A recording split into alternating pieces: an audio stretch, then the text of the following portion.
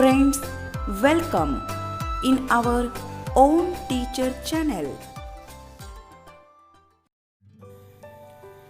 वर्ग 8वा नागरिकशास्त्र पाठ 3 केंद्रीय कार्यकारी मंडळ पाठासोबतच स्वाध्याय पाहूया.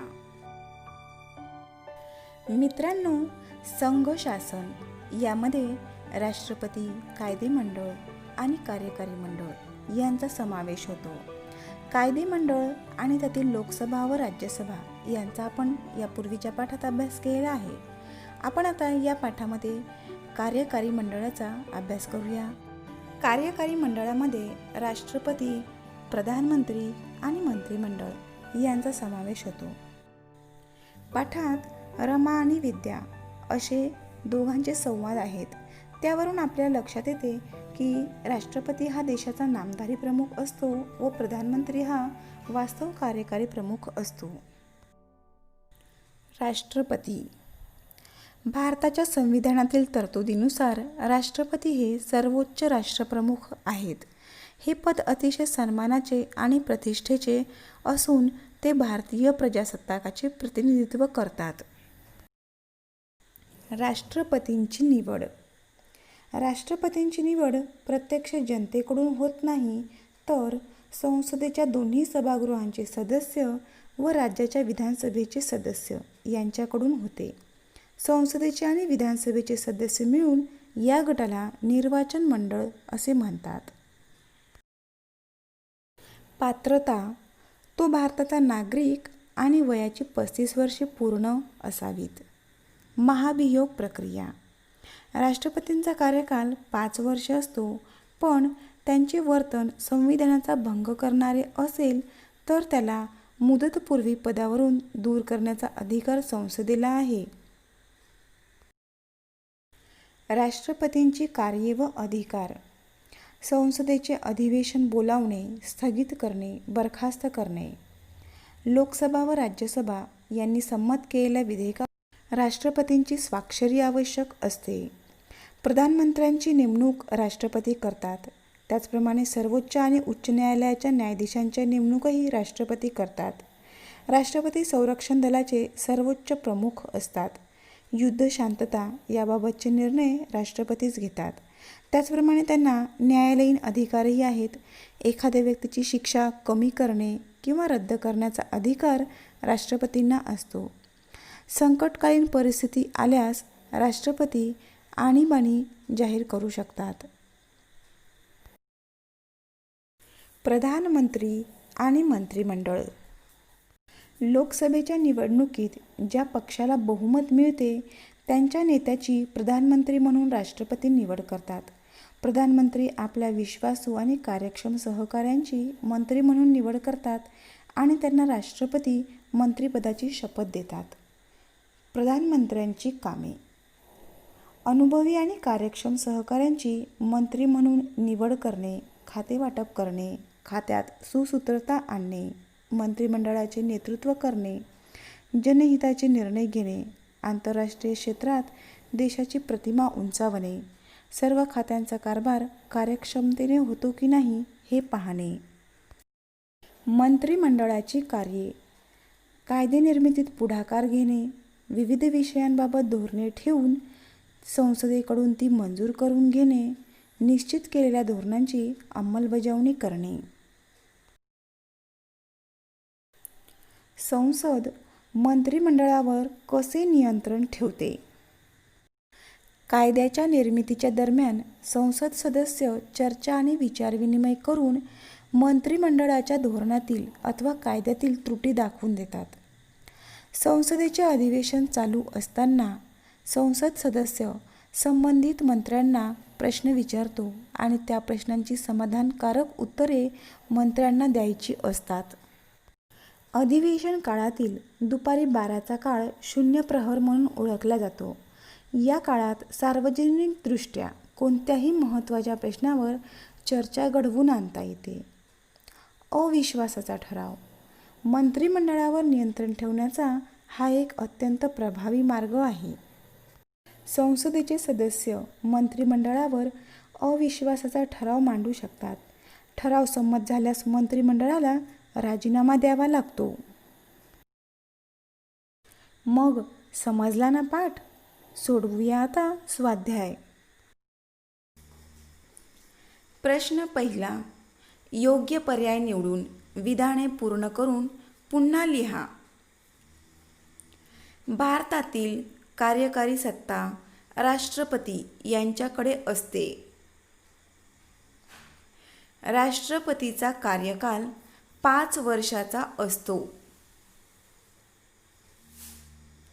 मंत्रिमंडळाचे नेतृत्व प्रधानमंत्री करतात. प्रश्न दुसरा. ओळखा आणि लिहा. राष्ट्रपती, प्रधानमंत्री, मंत्रिमंडळ यांचा भारताच्या ज्या मंडळात समावेश असतो त्या मंडळाचे नाव. कार्यकारी मंडळ. 2. अधिवेशन काळातील दुपारी 12चा काळ हा या नावाने ओळखतात. 0 प्रहर. प्रश्न तिसरा. पुढील संकल्पना तुमच्या शब्दात लिहा. 1. महाभियोग प्रक्रिया. संविधानाचे रक्षण करण्याची जबाबदारी राष्ट्रपतींची असल्याने त्यांचे एखादे वर्तन संविधानाचा भंग करणारे असल्याचे सिद्ध झाल्यास महाभियोग प्रक्रिया पार पाडून राष्ट्रपतींना पदावरून दूर करता येते. संसदेच्या कोणत्याही एका सभागृहात महाभियोगाचा प्रस्ताव मांडता येतो. एका सभागृहाने केलेल्या आरोपाची चौकशी दुसरे सभागृह करते. दोन्ही सभागृहांनी महाभियोगाचा प्रस्ताव विशेष बहुमताने मंजूर केल्यास राष्ट्रपतींना आपले पद सोडावे लागते.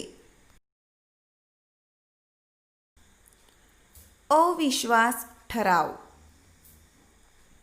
मंत्रिमंडळावर नियंत्रण ठेवण्याचा हा एक अत्यंत प्रभावी मार्ग आहे. लोकसभेत जोपर्यंत बहुमत असते तोपर्यंतच सरकार कार्य करू शकते. हे बहुमत संसद सदस्यांनी काढून घेतल्यास सरकार सत्तेवर राहू शकत नाही. आमचा मंत्रिमंडळावर विश्वास नाही असे म्हणून संसद सदस्य अविश्वासाचा ठराव मांडू शकतात. तो बहुमताने संमत झाल्यास मंत्रिमंडळाला राजीनामा द्यावा लागतो. जम्बो मंत्रिमंडळ.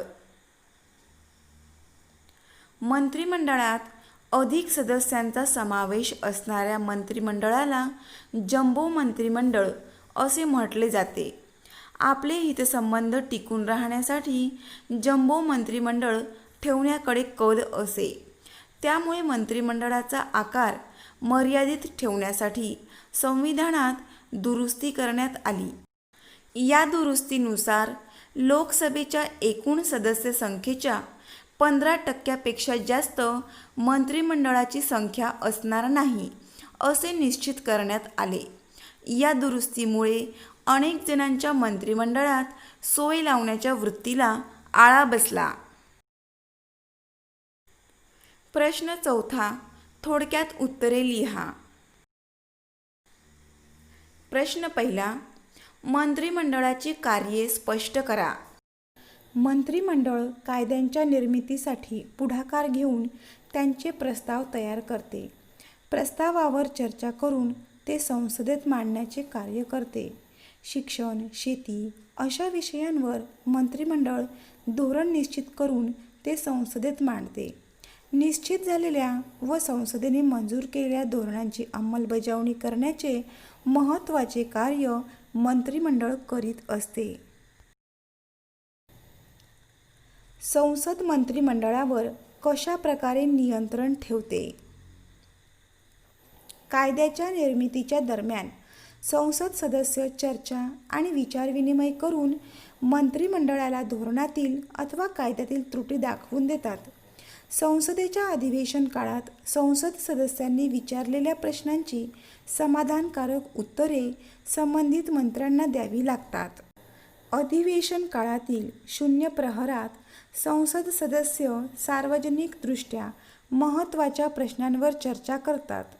संसद मंत्रिमंडळावर अविश्वासाचा ठराव आणू शकते. ठराव बहुमताने संमत झाल्यास मंत्रिमंडळाला राजीनामा द्यावा लागतो. प्रश्न 5. पुढील संकल्पना चित्र पूर्ण करा. भारताच्या राष्ट्रपतींची कार्ये. 1. संकट काळात देशात आणीबाणी पुकारणे. 2. तिन्ही सेनाध्यक्षांची नेमणूक करणे. 3. संसदेचे अधिवेशन बोलावणे स्थगित करणे. 4. संसदेने संमत केलेल्या विधेयकांवर स्वाक्षरी करणे. 5. सर्वोच्च व उच्च न्यायालयाच्या न्यायाधीशांची नेमणूक करणे. 6. युद्ध व शांतता याबाबत राष्ट्रपती निर्णय घेतात. 7. एखाद्या व्यक्तीची शिक्षा कमी करणे किंवा रद्द करणे. 8. प्रधानमंत्र्यांची नेमणूक करणे, सुचवलेल्या व्यक्तींची मंत्रिपदावर नेमणूक करणे.